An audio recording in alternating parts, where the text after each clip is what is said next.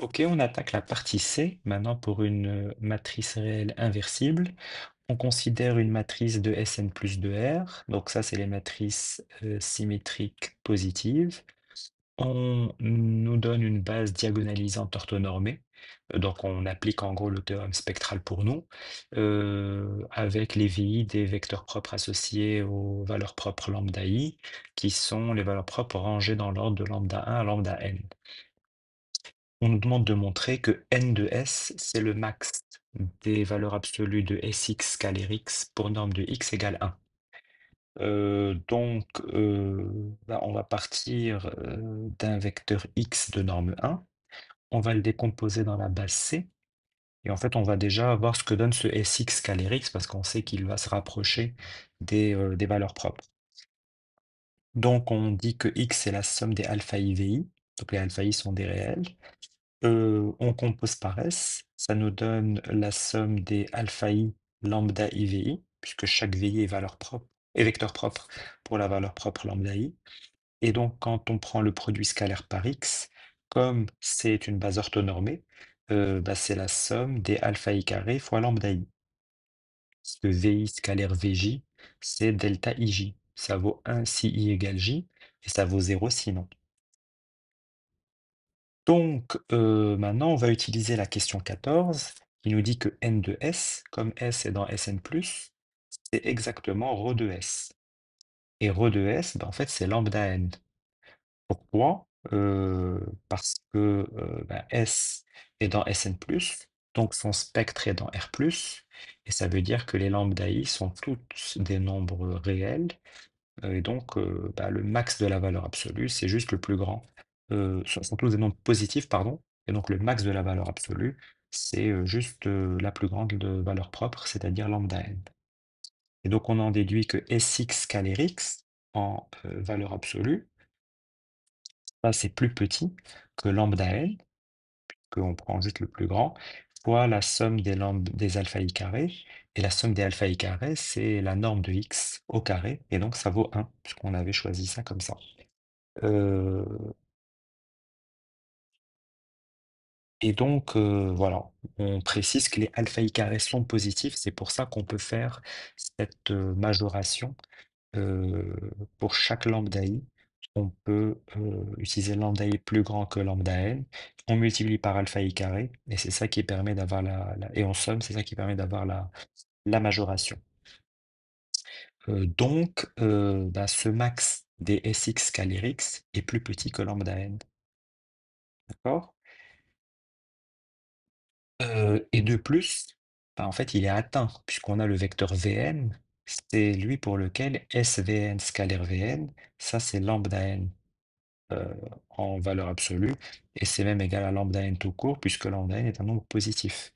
Puisqu'encore une fois, on a pris S dans Sn plus de R, donc par définition, Sx scalaire x est positif ou nul pour tout x. Et donc voilà, donc avec ce qu'on a mis en étoile 1, c'est-à-dire n de s égale lambda n, et en étoile 2, c'est que le max de Sx scalaire x c'est plus petit que lambda n, et ça atteint lambda n pour un certain vecteur Vn, et bien donc on a montré que n de s c'est exactement égal au max des Sx scalaire x pour les x de norme 1. Voilà un peu sur cette question. On continue pour la question 24. On nous demande de montrer pour une matrice A non nulle que la matrice A transpose A est dans Sn+, et ensuite d'établir une relation entre n de A transpose A et n de A au carré. Alors, on va poser S qui vaut A transpose A. Attention, n'oubliez jamais, quand on veut montrer que c'est dans Sn+, il faut d'abord montrer que c'est une matrice symétrique. Donc, on prend S transpose.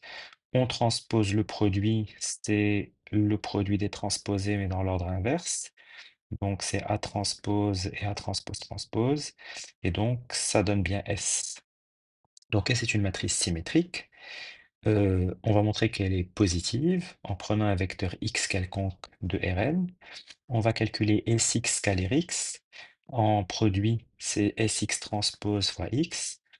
Et donc, en développant le transposé de SX, ça fait X transpose fois S transpose, c'est-à-dire S, donc A transpose A, fois X. Et on reconnaît que le X transpose fois A transpose, c'est AX transposé. Donc, on réécrit sous forme de AX transposé fois AX. Et ça, on reconnaît du coup le produit scalaire de AX par lui-même, c'est-à-dire la norme de AX au carré qui est positive ou nulle. Et donc, on a montré que S est bien dans Sn plus de R. Voilà.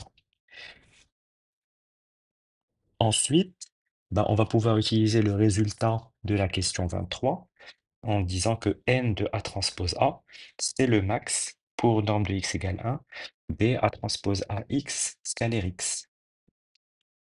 Et ça, bah, c'est le max des AX norme au carré, hein, d'après le calcul précédent. euh, le ATAX, donc A transposé fois A fois X scalaire X, c'est exactement AX en norme au carré. Alors ensuite, ben, on remarque que N de A, c'est le max de AX pour norme de X égale 1.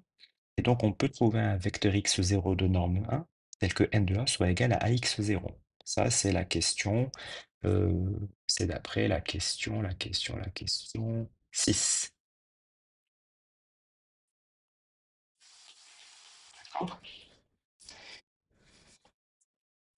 Et donc, n de a au carré, ben, ça va être ax0 au carré, qui est le max des ax.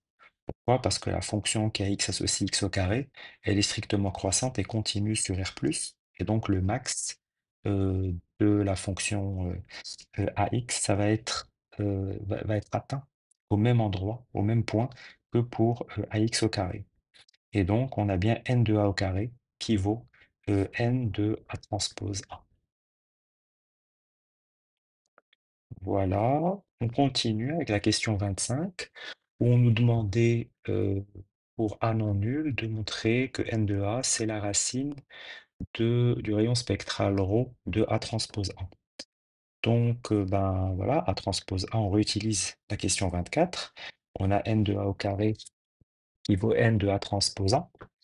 D'après la question 23, comme A transpose A, c'est dans Sn plus 2R, ben, n de A transpose A, c'est égal à ρ de A transpose A. Ça, on l'avait établi dans la question 23. Et donc, n de A, c'est la racine de n de A transpose A, c'est-à-dire la racine de ρ de A transpose A. Donc voilà, il n'y a aucune difficulté. On réutilise un résultat intermédiaire de la question 23 qui permet d'arriver à ce résultat. Maintenant, on prend une matrice A inversible et on nous demande de voir si les matrices A transpose et A transpose A ont les mêmes valeurs propres. Donc on nous fait remarquer qu'en multipliant par A-1 à droite et à gauche, voilà, on a une relation entre A transpose A et A transpose. Donc ça c'est vrai parce que A-1A, c'est l'identité, le produit matriciel est associatif. Donc le A-1A de gauche, là, on a juste multiplié par IN. Et donc comme A est dans GLN de R, on a montré en fait une relation de similitude entre A transpose A et A transpose, puisqu'on multiplie à gauche et à droite par une matrice inversible et son inverse. Alors ensuite, deux matrices semblables on parle maintenant de valeurs propres, deux matrices semblables ont même collision de caractéristiques et donc les mêmes valeurs propres. Pourquoi? Bon, je vous ai mis la preuve ici rapidement. Si je prends M et dans une matrice et P une matrice inversible, le déterminant de xin moins M, donc ça c'est qui M, ben, je peux multiplier par det P et det P moins 1, puisque det P fois det P moins 1, ça vaut 1. Et donc, je peux multiplier à gauche et à droite par P et P-1, les rentrer dans mon déterminant. Et donc, j'obtiens bien Q de PM P-1. Et donc, on a bien égalité des spectres entre A transpose et A transpose A. Voilà. Vous voyez, franchement, c'est des petites questions. Moi, je trouve que c'est une épreuve vraiment accessible. N'hésitez pas si vous avez des questions, s'il y a des choses qui sont pas claires, à me faire signe dans les commentaires. Je vous répondrai. Question 27 rapidement. On nous demande d'établir pour A inversible que le conditionnement de A, c'est la racine de mu m sur mu petit m, sachant que c'est les respectivement la plus grande et la plus petite des valeurs propres de A transpose A. Donc on part de la question 25, on a n de A qui vaut la racine de rho de A transpose A, et donc ça c'est racine de mu grand M, parce que le spectre est positif, puisque c'est parce que A, euh, c'est le spectre de A transpose A, pardon. Ici, c'est le spectre de A transpose A.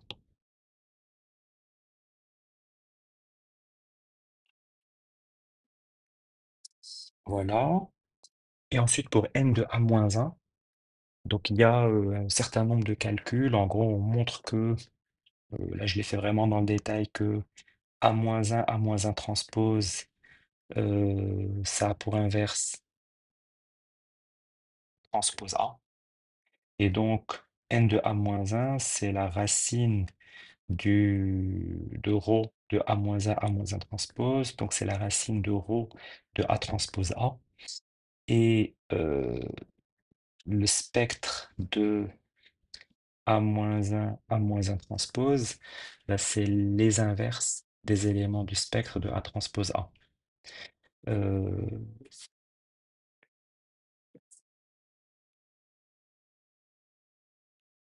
et voilà, on nous avait donné gratuitement que les lambda i étaient non nuls. Euh, donc, voilà, le spectre de A transpose A est inclus dans R plus étoile. euh, voilà, parce qu'en fait, elle est définie symétrique positive, hein. On peut, voilà, peut-être qu'il faut le préciser, car A inversible implique A transpose A appartient à Sn plus plus de R. Ça fait pas de mal de le préciser. Donc on a le spectre de A-1, A-1 transpose, c'est les éléments inverses des éléments du spectre de A transpose A. Et donc le rayon spectral, c'est 1 sur mu petit m, puisque 1 sur mu petit m, c'est le max des 1 sur lambda i. Et donc n de A-1, c'est 1 sur mu m, la racine de 1 sur mu petit m. Et donc conditionnement de A qui vaut n de A-1 fois n de A, c'est la racine de mu grand M sur mu petit m. Voilà, il y a un peu plus de calcul, un peu plus de technicité, mais ça reste accessible. Et enfin, pour une matrice de Sn++, euh,